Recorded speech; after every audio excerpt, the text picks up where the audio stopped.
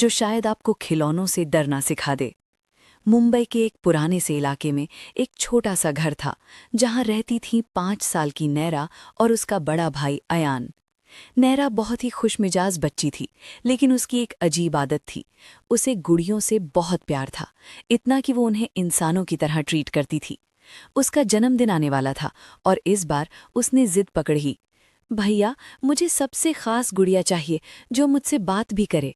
अयान हंस पड़ा, लेकिन उसकी आंखों में एक अजीब सी गंभीरता आ गई।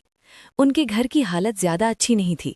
पापा ड्राइवर थे और माँ घरों में काम करती थी, लेकिन अयान अपनी छोटी बहन की खुशी के लिए कुछ भी कर सकता था। पूरा हफ्ता उसने छोटे मोटे काम किए, किसी की दुकान में मदद, कहीं सामान उठाना, और आखिरकार उसने पैसे जमा कर लिए। एक दिन वो एक पुरानी सी एंटीक दुकान में गया जहां सब चीजें बहुत अजीब और पुरानी लग रही थीं। तभी उसकी नज़र एक गुड़िया पर पड़ी। वो बाकी सब गुड़ियों से अलग थी। सफ़ेद चेहरा, काले लंबे बाल और आंखें इतनी गहरी जैसे वो उसे देख रही हों।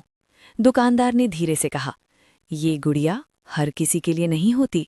अयान ने हंसते हुए पैसे दिए और गुड़िया ले आया। जन्मदिन के दिन जैसे ही नैरा ने गिफ्ट खोला, उसकी आंखें चमक उठीं। भैया ये तो सच में मुझसे बात करेगी ना? अयान ने मजाक में कहा। हाँ, बस रात में ध्यान से सुनना। नैरा ने उसका नाम रखा, मीरा।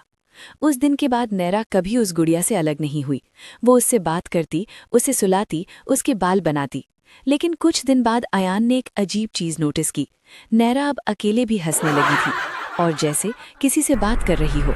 एक रात अयान ने उठा और उसने देखा नैरा अपने कमरे में बैठी थी, अंधेरे में, और धीरे धीरे बोल रही थी, मीरा मीरा, तुम सच में मुझे ले जाओगी ना? अयान का दिल धड़क उठा। अगले दिन नैरा बहुत कमजोर लग रही थी, जैसे उसकी सारी एनर्जी खत्म हो रही हो। डॉक्टर भी कुछ समझ नहीं पाए। एक रात अचानक घर में जोर की आवाज आई। अयान भागकर नैरा के कमरे में गया। नायरा, जो उसने देखा वो कभी नहीं भूल पाया। नैरा बिस्तर पर थी और वो गुड़िया मीरा उसके सीने पर बैठी थी और उसकी आंखें धीरे धीरे ब्लिंक कर रही थीं। अयान ने तुरंत गुड़िया को हटाया, लेकिन जैसे ही उसने उसे छुआ, उसे ऐसा लगा जैसे कोई ठंडी चीज उसके हाथ को पकड़ रही हो। अगले दिन नैरा की हालत और खराब हो गई और वो बार बार एक ही बात कह रही थी, मीरा मुझे बुला रही है, वो कहती है मैं उसके साथ रहूं हमेशा। डर के मारे अयान उस गुड़िया को घर से बाहर निकाला, लेकिन इस रात दरवाजे पर किसी ने धीरे धीरे नॉक करना शुरू किया। टक टक टक। अयान ने डरते हुए दरवाजा खोला और वहां कोई नहीं था, बस वही गुड़िया दरवाजे के सामने रखी हुई थी।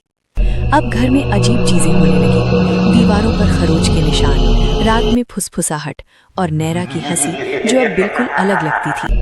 एक रात अयान ने देखा नैरा खिड़की के पास खड़ी थी और धीरे से बोली, भैया मीरा कहती है अब तुम्हारी बारी है।